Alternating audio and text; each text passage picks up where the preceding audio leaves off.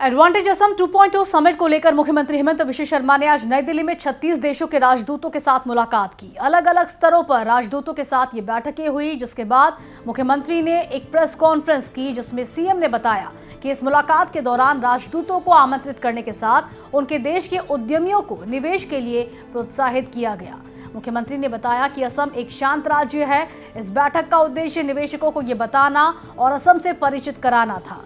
CM ने बताया advantage Assam 2.0 summit आगामी 25 और 26 फरवरी को गुवाहाटी में होगा, जिसका उद्घाटन प्रधानमंत्री नरेंद्र मोदी करेंगे। कि असम का जो एक नया पहचान है as a emerging economic power, तो हमें उसको हमारे इंडस्ट्रीज को दिखाना भी है और इंडस्ट्रीज से भी परामर्श भी लेना है हमें कैसे आगे बढ़ना चाहिए। मैं कल मुंबई में थे और इंडस्ट्रीज हमारे जो इंडस्ट्रीज का कैप्टन्स है सारे लोगों से मेरा बातचीत हुआ और आज 36 कंट्रीज के एम्बेसडर्स और हाई कमिश्नर से हमारे बातचीत हुई। मिनिस्ट्री ऑफ एक्सटर्नल अफेयर्स ने ये हमारे लिए ऑर्गेनाइज करके दिए थे ये रोड शोज। तो 3 बैच में हमें एम्बेसडर से हमारा हाई कमिश्नर से हमारे बातचीत हुए। असम का सेमीकंडक्टर इंडस्ट्री से लेके टूरिज्म तक सब लोगों ने काफ़ी कुछ पूछा भी और मैंने एक नया इंटरेस्ट भी सबका मन में एक नया इंटरेस्ट आया है असम के लिए, ये भी मुझे देखने के लिए मिला है। तो मेरा लगता है कि ये एक बहुत बड़ा अपॉर्चुनिटी होगा हमारे लिए असम को शोकेस करने के लिए। समिट में प्रधानमंत्री जी का साथ साथ हमारे फाइनेंस मिनिस्टर निर्मला सीतारमण जी, हमारे external affairs minister doctor Jaishankar ji, Bhutan की प्रधानमंत्री, सारे लोग रहेगा और एक अच्छा समिट होने जा रहा है। और मेरा लगता है कि वो समिट का बाद हमारा एक बहुत बड़ा पुश मिलेगा असम को इंडस्ट्रियलाइज करने के लिए। मुख्यमंत्री ने बताया कि एडवांटेज असम राज्य के लिए काफी महत्वपूर्ण है। निवेशक किसी भी सेक्टर में निवेश कर सकते हैं। सरकार पहले उन्हें असम दिखाना चाहती है। ये हमारे लिए ये बहुत बड़ा इम्पोर्टेंट है, इसलिए अभी तक भारत का जो फोकस स्टेट था उद्योग को लेके, ये साउदर्न और वेस्टर्न स्टेट था। तो हम एक प्रयास किया हूँ ये उत्तर पूर्व का तरफ खींच के ले जाने का।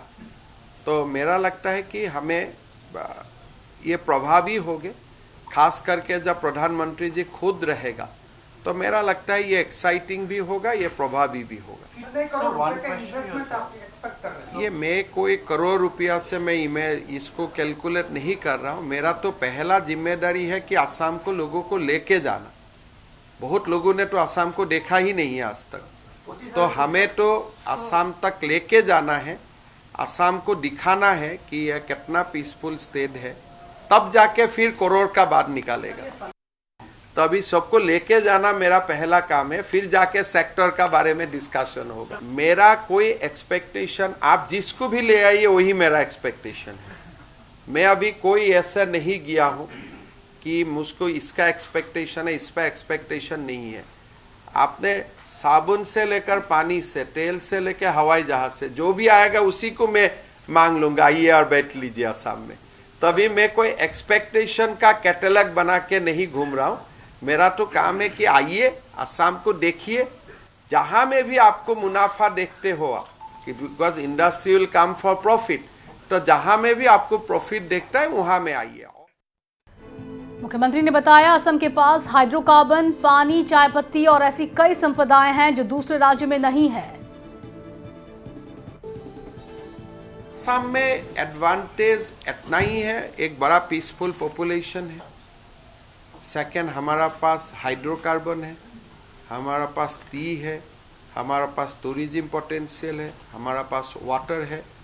तो हमारा पास काफ़ी कोई एडवांटेज है जो भारत का कोई प्रदेशों में वो नहीं है। जो इंडस्ट्रियलिस्ट आ रहे हैं उनको भी लैंड बैंक और लैंड पार्सल कहाँ दे रहे हैं अपन लैंड नहीं हमारे लिए कोई असुविधा नहीं है। जो जब चाहे हम इंसेंटिव हो, लैंड बैंक्स हो, इलेक्ट्रिसिटी हो, और हमें एक और भी कमिटमेंट दिया हो, असम में जो भी उद्योग आएगा उनको हम ग्रीन पावर देंगे, रिन्यूएबल एंड ग्रीन पावर। सो ये भी हमें सब लोगों को प्रॉमिस किया हूँ। आईटी के लिए भी प्लग एंड प्ले हमारा है, लेकिन आईटी सेक्टर हमारा थोड़ा हम आगे गया हूँ। नाउ आईटी से हम सेमीकंडक्टर तक पहुँच गया हूँ, तो हमें थोड़ा एक कदम आगे निकाल गया। अगर आप देखने के लिए जाए, अभी असम में सेमीकंडक्टर भी हो रहा है, पेप्सी कंपनी भी असम में काम शुरू किया है, काफी काम मेदांता भी असम में एक्टिव है, और टूरिज्म को लेकर टाटा ने भी काफी सारे होटल का प्रोजेक्ट शुरू किया है। तो हमारे एरिया बहुत है, स्कोप बहुत है, लेकिन हम लोग का माइंड में इतना ही है भाई कुछ शुरुआत हो जाए। मैं काफी ऑप्टिमिस्टिक हूँ कि अच्छा काम होने जा रहा है, और भारत सरकार ने भी अपना ओर से स्टडी कर रहा है कि पीएसयूज भी क्या कर सकता है। मतलब खाली असम के लिए हम ही नहीं पिच कर रहा हूँ, भारत सरकार भी असम के लिए पिच कर रहा है। इस दौरान मुख्यमंत्री ने बताया कि उत्तर प्रदेश और तमिलनाडु के बाद असम में देश का तीसरा डिफेंस कॉरिडोर होगा। इसके लिए लंबे समय से बातचीत हो रही है कि भारत का जो सेना का सबसे ज्यादा डिप्लॉयमेंट कहाँ है, या तो कश्मीर फ्रंट में या तो नॉर्थ ईस्ट में। अभी नॉर्थ ईस्ट में आप टैंक लेके जाते हो, और टैंक को रिपेयर करने के लिए फिर देश का मेनलैंड में आना पड़ता है ऑर्डिनेंस फैक्ट्री में। तो why not Assam can be a big defence corridor. इसलिए रिक्वायरमेंट उधर है, डिमांड्स वहाँ है, तो सप्लाई भी वहीं से होना चाहिए। तो हम भारत सरकार का साथ बात कर रहा हूँ कि उत्तर प्रदेश और तमिलनाडु का बाद थर्ड डिफेंस कॉरिडोर असम को दिया जाए। तो बात काफी आगे बढ़ा है, और मेरा लगता है हो भी जाएगा। So that is another emerging area जहां हम लोग फोकस कर रहा हूं। इसलिए अगर आप भारतीय सेना को देखें तो सारे जो उनका एमुनेशन है उसका आधे से ज्यादा नॉर्थ ईस्ट में ही है। तो रिपेयर करने के लिए, रिप्लेसमेंट के लिए आपको बार बार आना पड़ता है यूपी, राजस्थान, जयपुर, लेकिन जो आगे जो बने वो हमारे वहां में बने, so that we can maintain the supply chain. अगर चिकन नेक का कारण कभी डिस्टर्ब भी होता है, वहाँ ही लोकली अवेलेबल हो जाए सारे इक्विपमेंट्स।